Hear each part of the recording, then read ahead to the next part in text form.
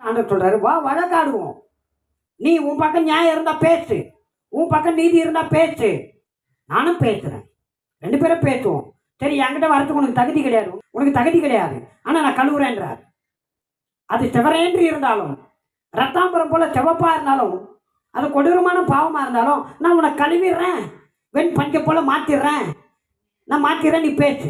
நீயே நானும் உடன்படிக்கை பண்ணியிருக்கிறோம். ஆனா உன் வாழ்க்கை எப்படி இருக்குன்னா, ஒரு குச்சி மாதிரி இருக்கு.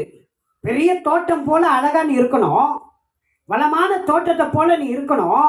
ஆனா எப்படி இருக்கிற, அந்த தோட்டத்துல கிடக்கிற விழுந்து போன ஒரு குச்சி மாதிரி இருக்கிற. ஏன் இப்படி இருக்கிற?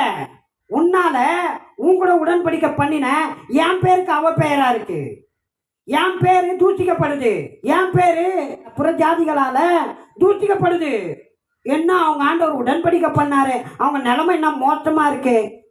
ஏன் மோசமா இருக்குன்னு ஆண்டவருக்கு தான் தெரியும், இஸ்ரவேல் ஜனங்களுக்கும் தெரியும். ஆண்டவர் வார்த்தைக்கு செவி கொடுக்கல, கீழ்ப்படியல. ஆண்டவர் சொல்றாரு, மாடு தன் எஜமானையும் கழுதை தன் ஆண்டவனின் முன்னனையும் அறியும், ஆனா இஸ்ரவேலரோ அறிவில்லாமலும் உணர்வில்லாமலும் இருக்கிறார்கள். மாடு, ஆடு, கழுதை, மிருக ஜீவன்களுக்கு கூட உணர்வு இருக்கு, அறிவு இருக்கு.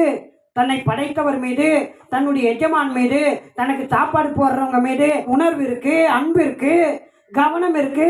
ஆனா உனக்கு ஏன் இல்லை அப்படின்றார். யாரை பார்த்து சொல்றாரு?